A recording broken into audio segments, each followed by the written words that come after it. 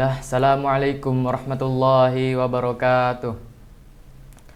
Alhamdulillahilladzi hadana wa lihada wa ma kunna linahtadiya laula an hadana Allah. Asyhadu an la ilaha illallah wahdahu la syarikalah wa asyhadu anna Muhammadan abduhu wa rasuluh la nabiyya wa la rasula ba'dah amma ba'du. Pertama-tama marilah kita mengucap syukur kepada Allah Subhanahu wa taala atas limpahan karunia serta nikmatnya. Karenanya kita dapat bernafas, kita masih dapat menghirup udara yang segar, dan kita dapat melangkahkan kaki kita untuk melaksanakan segala kegiatan di bulan Ramadan ini. Salawat serta salam tak lupa juga kita curahkan kepada junjungan Nabi besar kita, Habibana wa Nabiyyana Muhammad sallallahu alaihi wasallam, yakni Nabi yang membawa seluruh umat manusia dari zaman jahiliyah menuju zaman Islamiyah. Sahabat yang dirahmati Allah Subhanahu wa taala, saya akan menyampaikan kultum yang bertemakan ada azab di balik nikmat yang didapat dengan maksiat. Kita semua yakin bahwa azab dan nikmat ialah dua hal yang tidak bisa disamakan.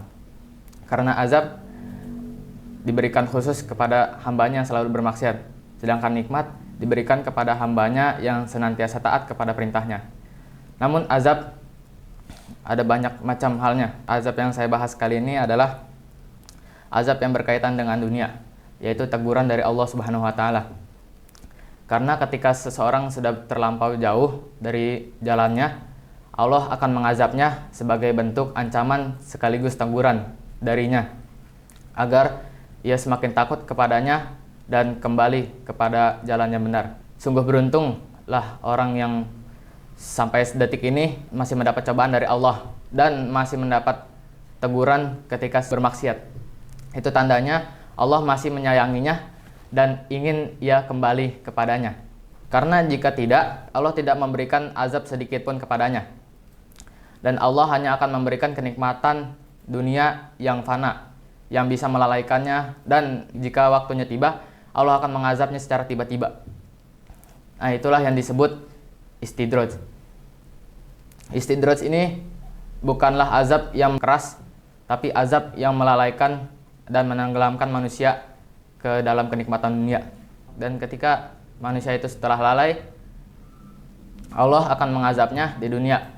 Tapi ketika mengazabnya di dunia, Allah berarti masih menegurnya. Tapi ketika ia menjauhi dari tegurannya, ketika ia mengabaikan, maka sudah dipastikan hamba tersebut akan mendapat azab dan siksa Allah yang paling berat di akhirat kelak, yakni finnari jahannam. Oleh sebab itu, patutlah kita bersyukur karena sampai detik ini kita masih diberikan cobaan oleh Allah Subhanahu wa taala untuk menguji keimanan kita serta keistiqomahan kita untuk beribadah kepadanya. Karena itulah tugas seorang muslim yang sebenarnya, yakni beribadah kepada Allah. Wa ma khalaqatul jinna wal insa illa liya'budun. Sungguh, aku tidak menciptakan jin dan manusia, melainkan untuk mereka mengabdi kepadaku. Agar kita terhindar dari azab istidraj yang bisa melalaikan kita, saya punya beberapa cara yang dapat kita lakukan. Cara yang pertama ialah cara yang paling mudah, yakni dengan bersyukur atas apa yang Allah berikan sampai saat ini. Meskipun itu baik atau buruk, tetap harus kita syukuri, karena semua itu merupakan kebaikan dari Allah.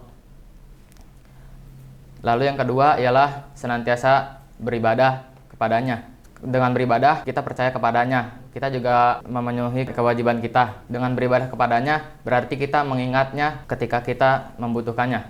Dan yang ketiga ialah yang paling penting, yakni berdoa kepadanya agar selalu dihindarkan dari penyakit istidraj ini. Karena doa tanpa usaha itu bohong, dan usaha tanpa doa itu sombong. Demikianlah yang dapat saya sampaikan, kurang lebihnya mohon maaf. Semoga bermanfaat. Apabila ada yang salah, mohon dimaafkan. Wabillahi taufiq wal hidayah.